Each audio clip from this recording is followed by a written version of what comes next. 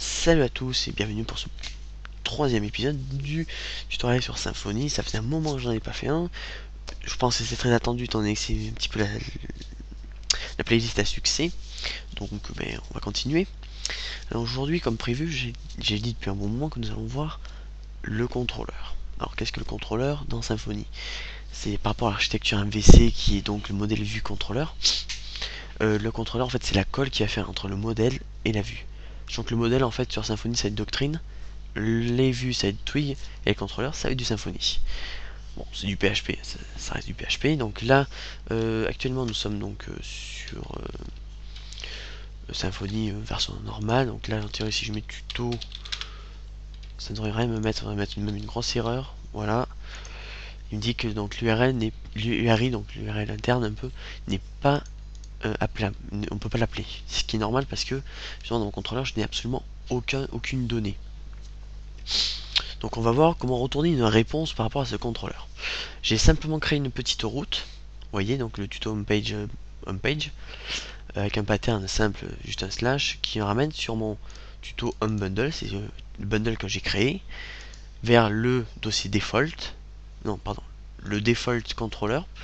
Alors, je vous explique juste un truc. Quand vous voulez créer un nouveau contrôleur, la première lettre doit être en majuscule. Vous devez écrire le nom de votre contrôleur. Donc, si par exemple vous le nommez seconde contrôleur, seconde vous le noterez comme vous le notez d'habitude, avec le S majuscule, et il ne faut pas oublier de noter contrôleur avec un C majuscule, sans faute, sinon vous aurez des erreurs.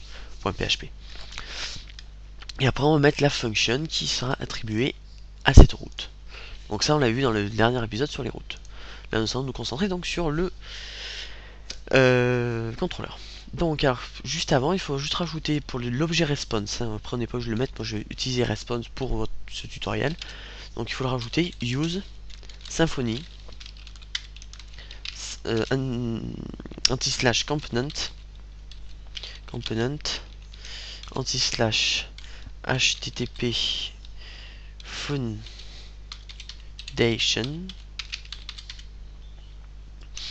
anti-slash response. Là on va juste aller vérifier s'il n'y a pas d'erreur en faisant une simple actualisation. Il n'y a pas d'erreur, c'est super. Même si ça nous met quand même une erreur 500 parce qu'il ne trouve pas d'URL appelable. Donc là on va mettre public function index action. Voilà, tout simplement. Donc là en fait on va créer notre première fonction de ce contrôleur. Alors chaque fonction étant une page en théorie, parce que le routeur va renvoyer l'utilisateur quand il va par exemple taper son URL, ça va lui renvoyer vers une action du contrôleur qui est donc l'index action.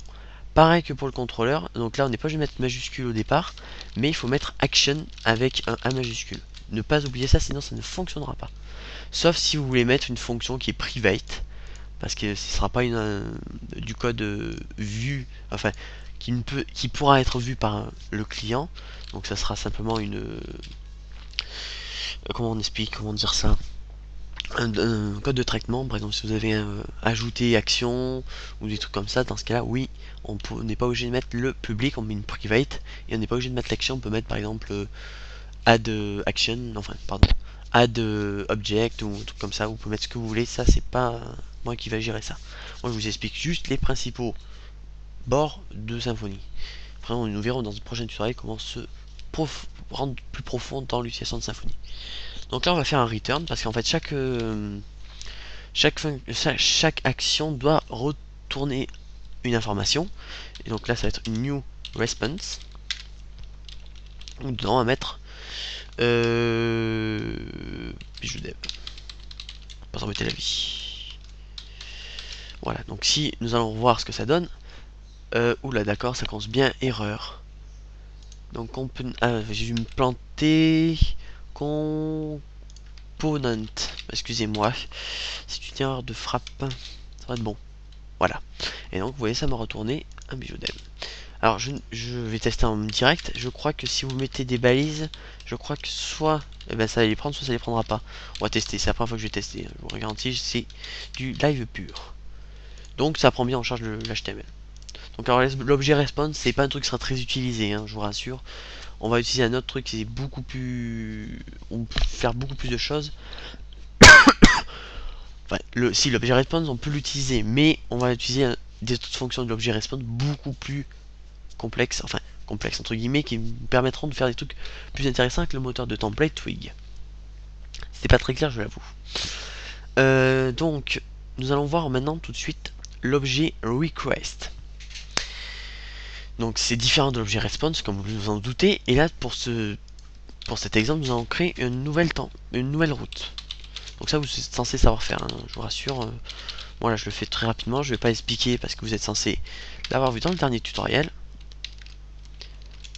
Alors suite à vos commentaires sur ce dernier tutoriel, justement, vous m'avez dit que justement il y a eu un bug. Alors le bug c'était simplement que j'avais oublié de mettre les 4 espaces. Je crois qu'effectivement c'est bien ça, si je me trompe pas.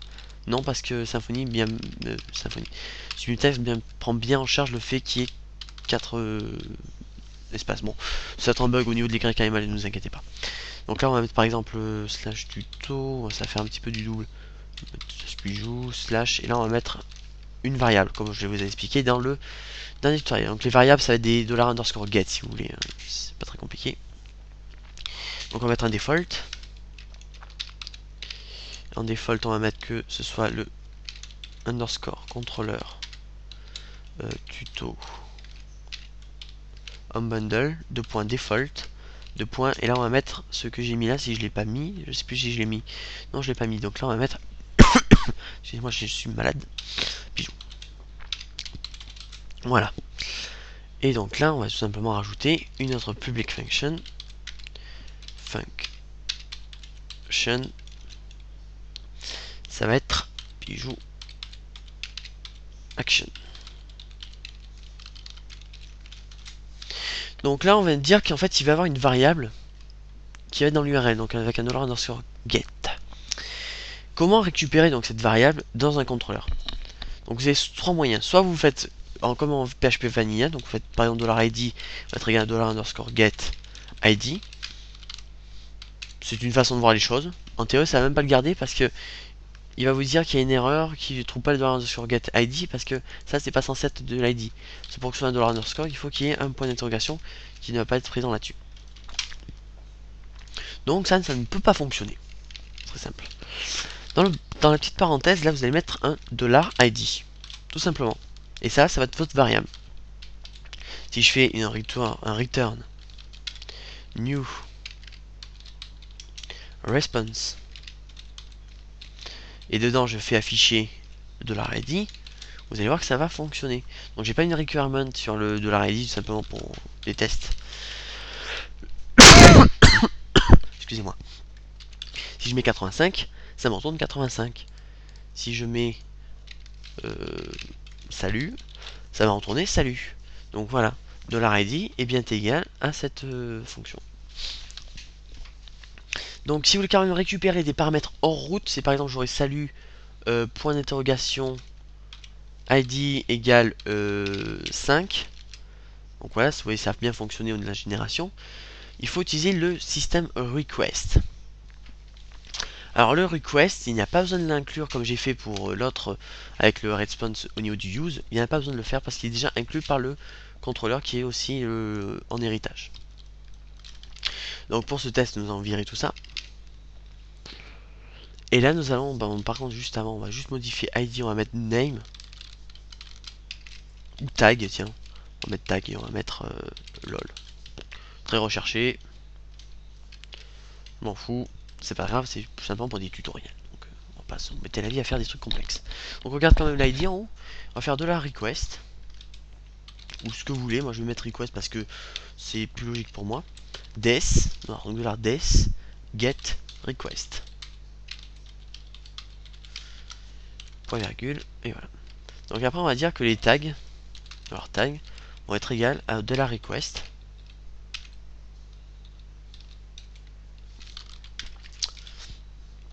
Query. Donc on fait une query sur l'objet request.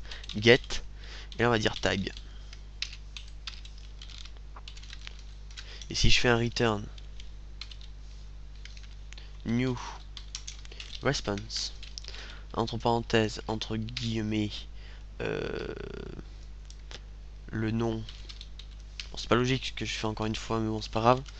Ça va être égal avec un point de concaténation à $id. Point de concaténation, on réouvre les guillemets. Et là, on va mettre avec les tags de points. Point de concaténation, $tag. Nous allons voir le rendu. Voilà, donc le nom c'est salut avec les tags lol. Donc si on modifie le lol et qu'on va mettre par exemple lol5, vous allez voir que ça modifie en fonction. Donc ça c'est l'objet request qui est pas très compliqué de notre côté. Donc alors vous allez avoir plusieurs systèmes. L'objet request va être souvent être utilisé dans le cas où vous voulez faire des formulaires typiquement pour vérifier s'il n'y a pas un $_post ou une. Mais ça on verra une autre solution pour plus facile pour récupérer justement le fait de savoir si c'est en post ou si c'est en get ou si c'est en delete ou si c'est en update au niveau du système à page de récupération où on envoie des données. Donc du type de requête qui a été exécutée. Donc si vous voulez des variables de formulaire avec le $_post, ça va être ça. Donc exactement pareil que ça. Donc que ce soit query, ça va être request. Et après c'est toujours get et vous mettez le nom de votre formulaire, de votre input. Après si vous voulez récupérer des cookies, ça va être cookie. Tout simplement, pareil, get. Si vous voulez récupérer des variables de serveur avec le $_serveur, ça va être serveur. Les header pour les HTTPS ou HTTP, ça va être header. Alors après dans les get c'est à mettre comme si vous avez par exemple, je sais pas, si vous voulez mettre par exemple $_server, dedans vous voulez récupérer la request URI, request _URI, vous avez juste à mettre serveur de ce côté et dans le get, dans la parenthèse du get, vous mettez request URI, tout simplement. C'est pas très compliqué. Pour continuer, vous avez, c'est tout. Donc là, on va voir justement le truc que je vous expliquais. Comment savoir si c'est un post ou c'est pas un post. Donc là, on va garder le même truc et on va mettre if entre parenthèses $request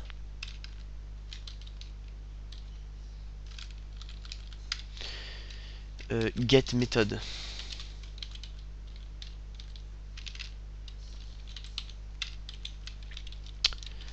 est strictement égal, donc c'est double égal à post. Dans ce cas, on va exécuter un certain code et un autre if si vous souhaitez par exemple récupérer, si c'est une Ajax request get is XML HTTP request. Donc ça c'est pour récupérer une forme de requête en Ajax et vous pouvez faire retourner du JSON par exemple ou de l'Ajax classique.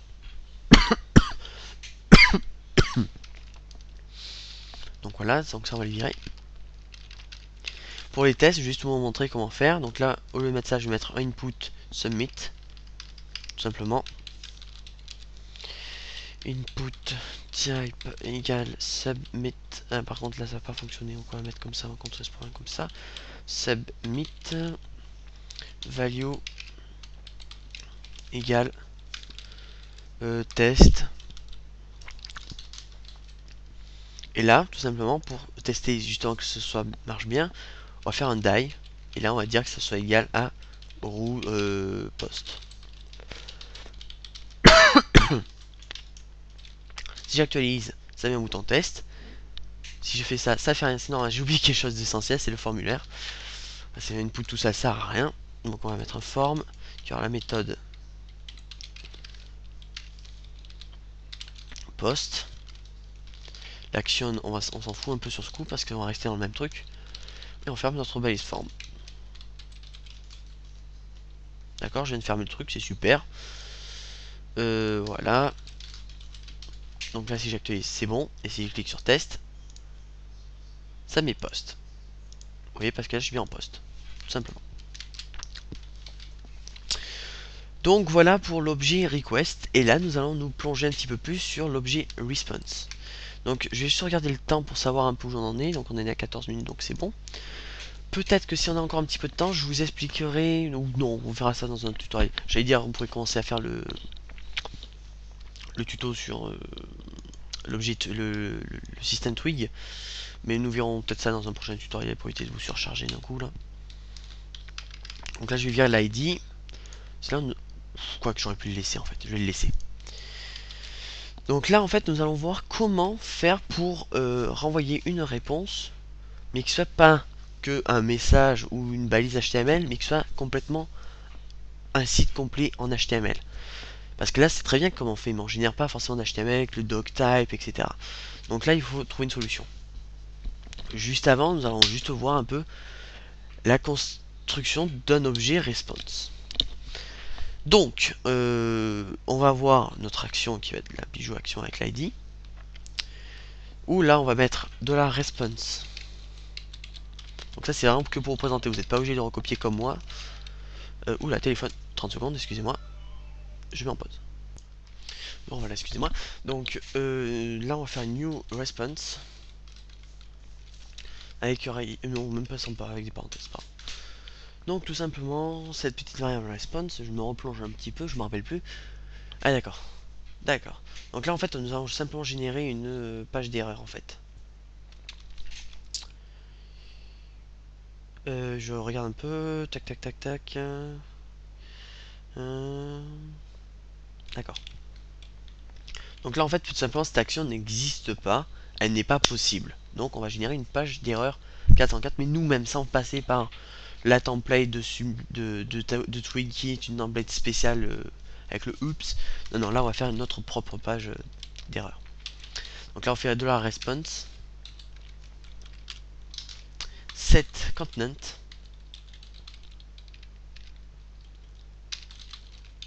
Non, on va mettre ceci. Oups. Page d'erreur.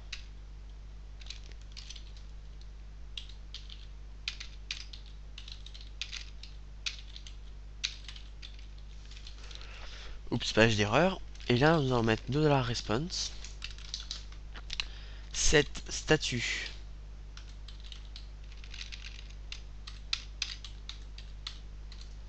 Code. Vous l'aurez deviné, c'est 404.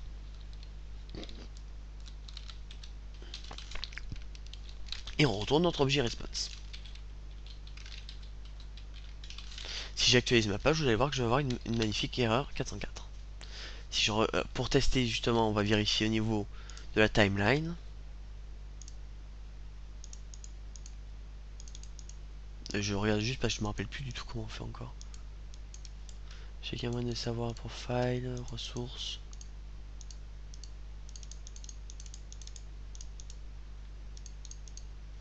Action network. Interaction network. Voilà. 404 not found. Pourtant, vous voyez, j'ai bien oups page d'erreur. Donc c'est bien une 404. Donc, je me souviens que c'est network. J'aime bien en fait simple parce que c'est très complet en fait pour tout savoir. Oui, je sais, je suis encore sur Skype, désolé. Donc, continuons. Là, nous allons voir comment générer une vue Twig. Donc, pour ce tuto, je vais juste vous faire un truc très ultra rapide sur Twig. Vous allez voir, c'est tellement rapide, vous allez dire, mais c'est quoi ce Twig? Ça sert à rien. Donc, nous allons juste avant. 30 secondes. Donc,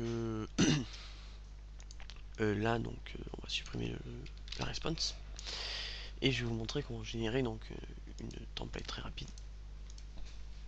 Alors, on va tout simplement la mettre, tac, doc type, je réfléchis, HTML, avec un HTML, donc c'est dans le dossier view home bundle, view, non ressources, view default index.html.twig. Vous avez juste besoin de mettre comme type de colorisation syntaxique l'HTML si vous souhaitez. Bon, moi j'ai mis HTML Twig donc c'est bon. On va mettre un head, un body,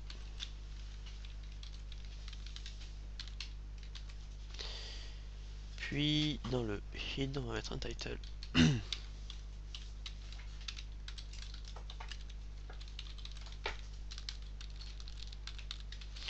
On va mettre Symfony 2.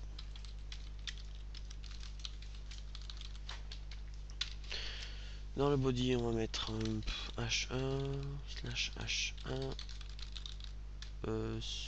Salut tout le monde.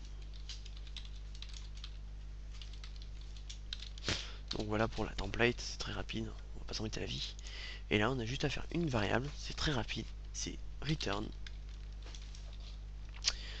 $ds render. Ça va être là, ça va être tuto home bundle. Deux points default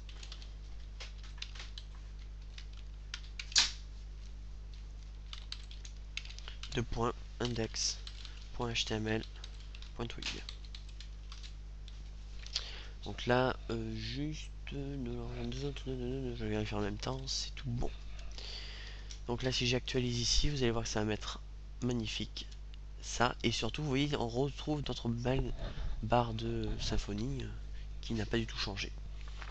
Parce qu'en fait, elle se génère en fonction de la présence du body ou non.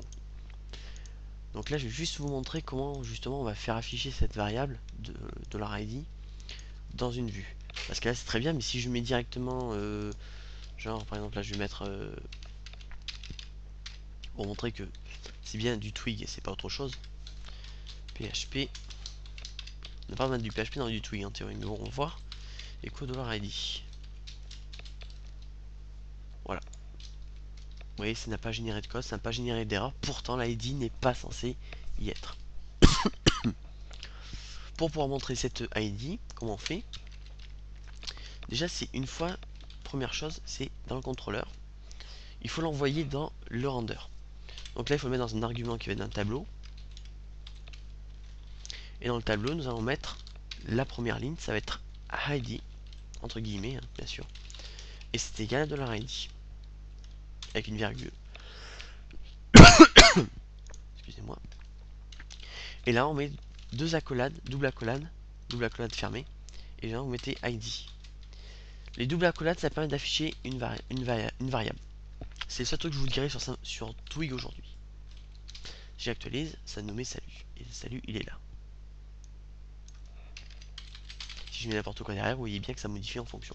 Pourtant, je passe bien par une template. Donc voilà, c'est la fin de ce petit tutoriel sur Symfony 2, l'objet response avec la définition des vues. Juste avant, peut-être vous montrer comment faire une redirection en fait vers une autre URL. Ça peut toujours être utile. Donc alors, faut faire une redirection. Donc par exemple là, je vais faire une redirection de cette page vers celle-là. Donc le return, on va le supprimer. Juste, on va garder le return quand même. Et dedans, on va mettre $10 redirect. Entre parenthèses, $10 generate URL. Entre parenthèses, là on met notre URL de la route. Donc c'est celui-là.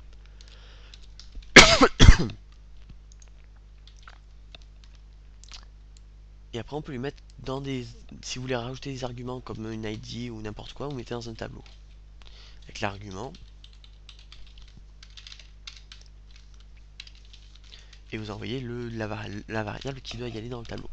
Donc moi j'ai pas besoin de mettre d'argument, donc je n'envoie rien.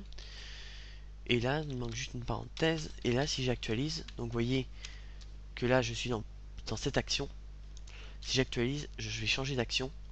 Déjà, je n'ai plus ma barre, donc déjà, et puis j'ai ça qui est changé, qui ressemble à ça. Si je mets un S ici, j'actualise, le S apparaît. Donc voilà, et donc ce coup-ci c'est vraiment fini pour ce petit tutoriel de Symfony 2. Allez, salut tout le monde.